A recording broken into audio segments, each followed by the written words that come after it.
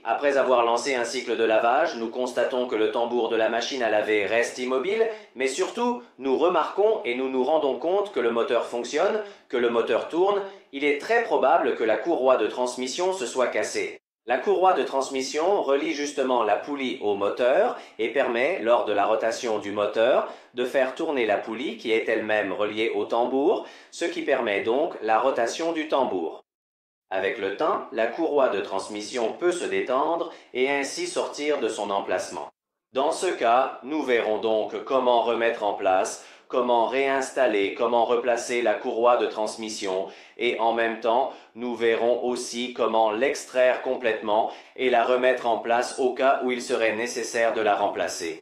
Pour accéder à la courroie de transmission et positionner correctement l'arrière de la machine à laver, il est nécessaire de retirer le panneau arrière. Avant de commencer, il est recommandé de débrancher la machine à laver de la prise électrique pour garantir votre sécurité. Munissez-vous d'un tournevis adapté pour retirer les vis qui maintiennent le panneau arrière en place. Retirez délicatement ces vis et mettez-les de côté afin de ne pas les perdre. Ensuite, retirez doucement le panneau arrière en prenant soin de ne pas endommager les fixations. Une fois le panneau retiré, nous pouvons voir ce qu'il y a derrière la machine à laver, notamment la zone où se trouve la courroie de transmission. Nous remarquons dans ce cas que la courroie de transmission, qui est essentielle au bon fonctionnement de la machine, est détachée. Cette situation peut expliquer pourquoi la machine à laver ne fonctionne pas correctement ou ne fait plus tourner le tambour. Pour détacher la courroie de transmission, il est nécessaire de la fixer d'abord soigneusement dans la partie inférieure de cette manière, puis de positionner la courroie sur la poulie d'un côté, donc de ce côté-ci, comme ceci. Et ensuite de faire tourner la poulie vers la gauche en maintenant la courroie bien en place à partir de ce point précis afin d'éviter qu'elle ne sorte de la partie supérieure de la poulie. Continuez à tourner lentement et régulièrement la poulie jusqu'à ce que la courroie soit complètement insérée sur la poulie.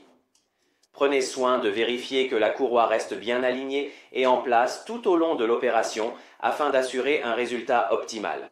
À cette étape, nous avons donc remis la courroie de transmission en place en la réinsérant dans sa position d'origine. Cependant, il pourrait être nécessaire de la remplacer complètement dans le cas où elle se détacherait de façon répétée, car, comme nous l'avons dit précédemment, la courroie peut perdre son adhérence. Dans ce cas, pour la démonter, il faut procéder dans le sens inverse. Donc, si nous devons la remplacer, il suffit de la tirer vers l'extérieur de cette façon et de faire tourner lentement en faisant toujours attention à ne pas se blesser les mains et la courroie, la poulie, dans l'autre sens, donc dans ce cas dans le sens horaire, jusqu'à ce que la courroie se détache complètement dans la partie supérieure. D'accord, de la même manière, nous procédons donc pour la remettre en place.